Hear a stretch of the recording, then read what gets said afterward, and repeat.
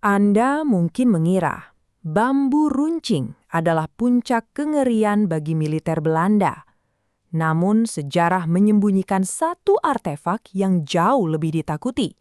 Sebuah kotak kayu bernama radio. Saya akan membawa Anda kembali ke masa di mana frekuensi adalah medan tempur yang jauh lebih krusial daripada barisan infanteri manapun. Di saat dunia mengira Indonesia telah lenyap, sebuah kotak kayu berderak di tengah hutan, mematahkan narasi penjajah dan mengubah takdir bangsa ini selamanya. Mungkin di bangku sekolah dulu, Anda hanya diajarkan tentang heroisme gerilya di hutan-hutan berlumpur. Tapi mari kita jujur, sejarah yang Anda hafal itu seringkali terasa hambar, bukan? Seolah-olah kemerdekaan kita hanyalah soal siapa yang lebih berani mati tertembus peluru. Padahal ada perang yang jauh lebih cerdas, lebih licin, dan jauh lebih membuat petinggi militer Belanda di Den Haag berkeringat dingin. Bayangkan situasinya. Desember 1948. Yogyakarta, ibu kota republik yang masih seumur jagung, jatuh. Operasi Krai dimulai. Pesawat-pesawat Dakota Belanda meraung di langit, menjatuhkan ribuan pasukan payung yang mengepung jantung pertahanan kita. Dalam hitungan jam, Soekarno, Hatta, dan para petinggi negeri ini ditawan. Belanda tersenyum lebar. Mereka merasa sudah menang telak. Di mata dunia internasional, melalui corong propaganda mereka, Belanda menyebarkan satu narasi tunggal. Republik Indonesia sudah tidak ada. Pemimpinnya sudah kami tangkap. Pemberontakan ini sudah berakhir. Dunia hampir percaya. Diplomasi kita di PBB nyaris lumpuh total karena tidak ada bukti kalau negara ini masih bernafas. Namun, di tengah kesunyian yang mencekam itu, ada sesuatu yang luput dari radar intelijen Belanda. Sesuatu yang tersembunyi di balik rimbunnya hutan dan lembah-lembah curam Nusantara. Bukan meriam, bukan pula bunker beton, melainkan sebuah perangkat sederhana yang dirakit dari komponen sisa, disembunyikan di dalam kotak kayu yang tampak tidak berbahaya. Saat itu, Belanda mungkin menguasai daratan, mereka menguasai lautan, tapi mereka lupa satu hal, bahwa mereka tidak akan pernah bisa memenjarakan udara di sebuah desa terpencil di tengah kelembapan hutan yang menusuk tulang. Beberapa pria dengan tangan gemetar namun fokus mulai memutar tuas pemancar. Suara desis statis membelah kesunyian malam. Mereka tahu, jika posisi mereka terlacak sedikit saja, pesawat tempur Belanda akan langsung menghujani tempat itu dengan bom napalm. Tapi taruhannya terlalu besar untuk mundur. Di saat tentara Belanda sibuk memburu Jenderal Sudirman di dalam hutan, mereka tidak menyadari bahwa serangan yang paling mematikan justru sedang meluncur melalui gelombang elektromagnetik. Sebuah pesan rahasia mulai dikirimkan, menembus blokade udara, melintasi samudra, hingga mendarat tepat di telinga dunia. Dan pesan itu berisi sesuatu yang akan meruntuhkan seluruh klaim kemenangan Belanda hanya dalam hitungan detik. Pertanyaannya, apa isi pesan yang begitu ditakuti itu? Dan bagaimana mungkin sebuah kotak kayu bisa jauh lebih kuat daripada ribuan serdadu bersenjata lengkap? Rahasia itu tersimpan rapat dalam sebuah misi nekat yang hampir saja gagal total. Coba Anda ingat-ingat lagi lembaran buku sejarah yang Anda baca di sekolah. Nama Radio Republik Indonesia biasanya hanya muncul sebagai catatan kaki, sebuah media yang bertugas membacakan teks proklamasi, lalu seolah-olah menghilang begitu saja di balik bayang-bayang dentuman meriam dan diplomasi meja bundar. Narasi yang selama ini disuapkan kepada kita menggambarkan para pejuang radio ini sebagai sosok-sosok pasif. Kita dibiarkan percaya bahwa mereka hanyalah sekelumput orang yang duduk manis di studio yang kedap suara, membacakan naskah berita dengan tenang, sementara para prajurit bertaruh nyawa di parit-parit perlindungan. Tapi, izinkan saya membongkar ilusi itu untuk Anda. Narasi tersebut adalah sebuah kekeliruan besar yang mereduksi pengorbanan para prajurit udara kita. Kenyataannya, bagi Belanda, pemancar radio adalah target nomor 1 yang harus dihancurkan, bahkan lebih mendesak daripada menghancurkan 1 batalion infanteri. Mengapa? Karena peluru hanya bisa membunuh 1 raga, tapi frekuensi radio mampu membangkitkan 1 bangsa. Para operator radio kita saat itu tidak bekerja di ruangan ber-AC yang nyaman. Mereka adalah gerilyawan yang memanggul pemancar seberat puluhan kilogram menembus hutan, mendaki lereng Gunung Merapi hingga bersembunyi di dalam gua-gua yang lembab. Mereka bukan sekedar penyiar, mereka adalah target hidup yang paling diburu oleh intelijen Belanda. Bayangkan situasinya, Anda berada di sebuah gubuk bambu di tengah hutan gelap. Di luar sana, patroli udara Belanda terus berputar-putar mencari sinyal yang Anda pancarkan. Anda tahu, setiap detik Anda berbicara di depan mikrofon, Anda sedang mengirimkan koordinat lokasi Anda sendiri kepada musuh.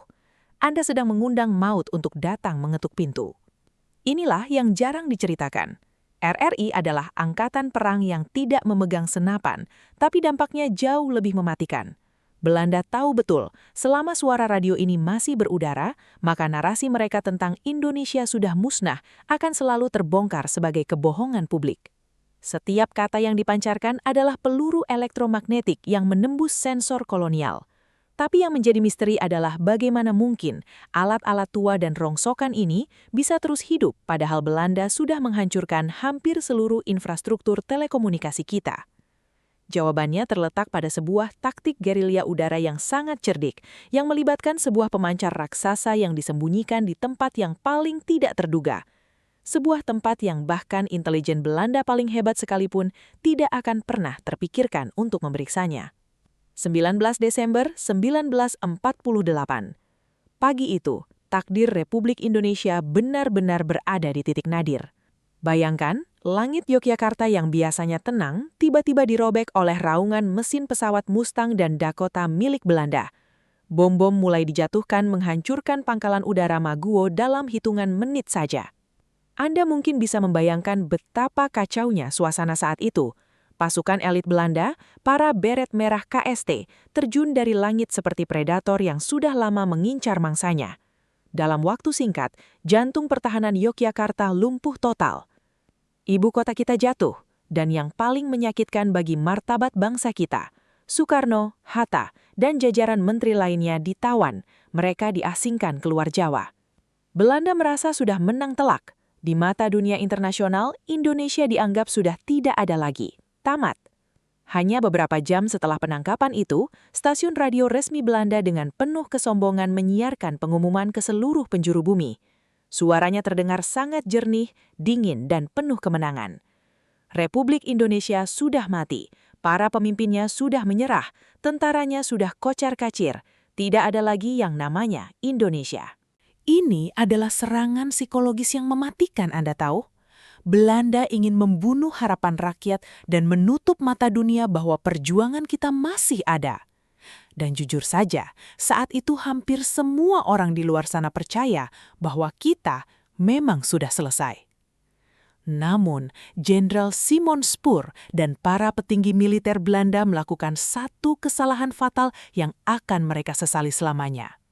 Mereka memang berhasil menduduki istana, mereka berhasil menawan sang proklamator, dan mereka berhasil menghancurkan gedung-gedung RRI di kota besar. Tapi, mereka gagal mematikan ruh dari radio itu sendiri. Sesaat sebelum tentara Belanda merangsek masuk ke studio RRI Yogyakarta, para teknisi dan penyiar kita tidak lari dengan tangan kosong.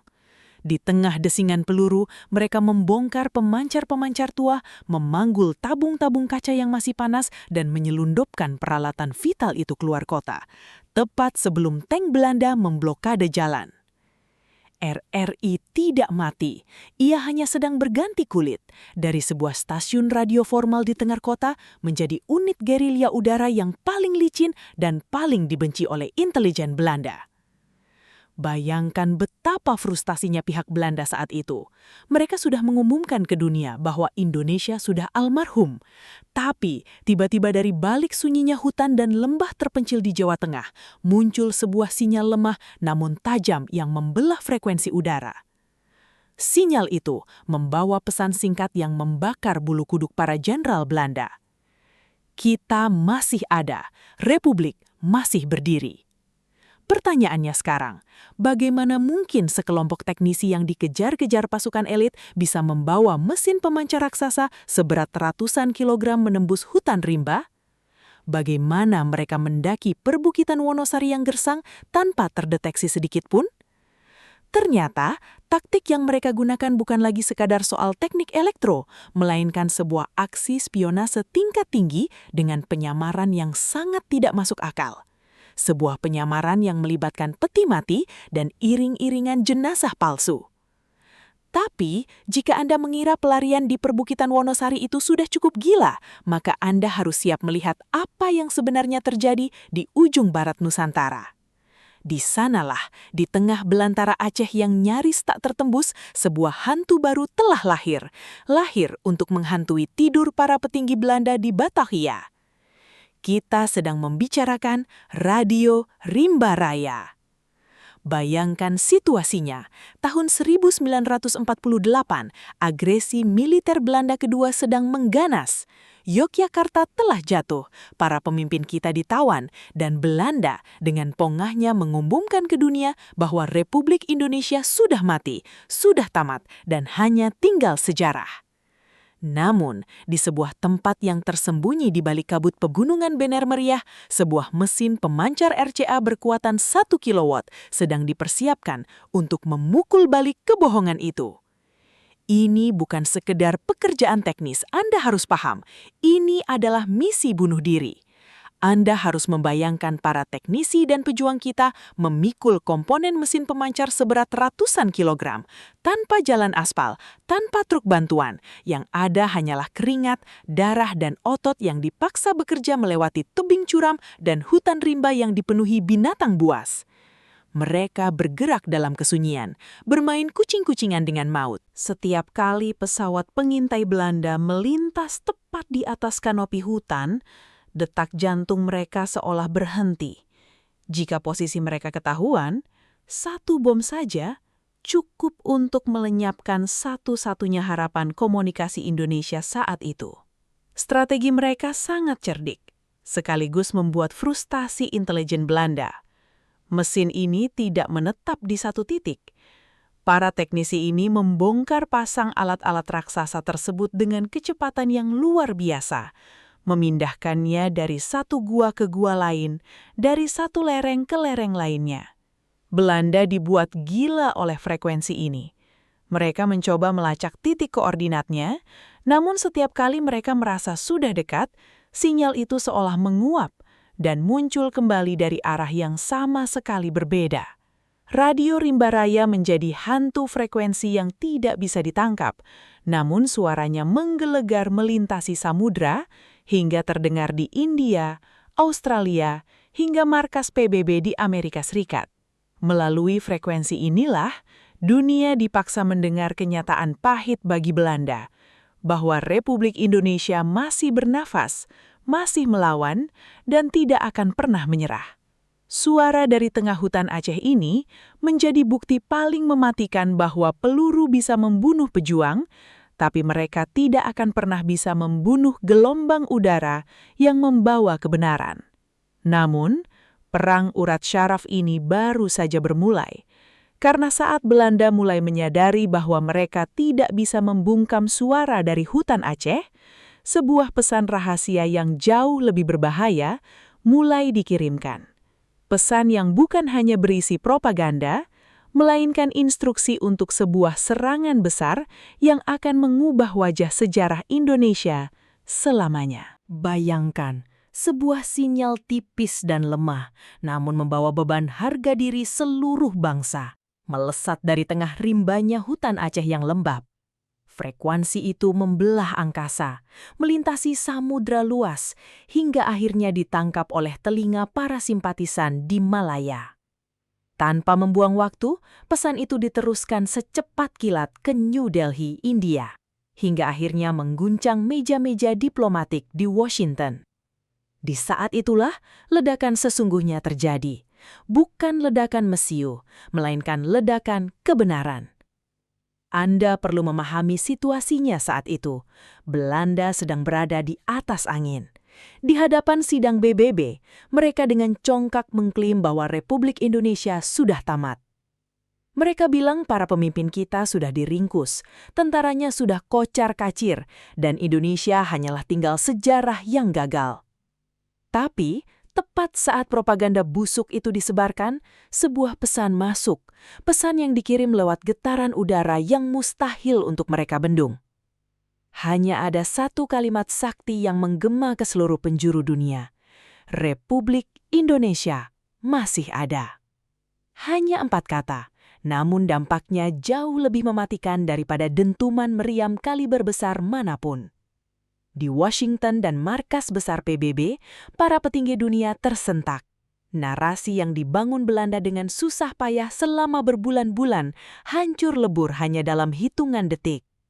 Kebohongan mereka terpampang nyata di depan mata internasional.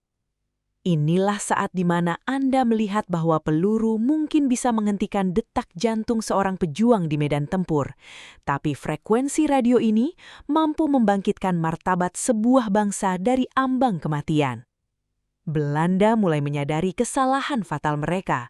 Mereka bukan lagi sekedar melawan tentara yang bersembunyi di balik pohon, tapi mereka sedang melawan sebuah frekuensi, kebenaran yang punya sayap dan bisa hinggap di mana saja.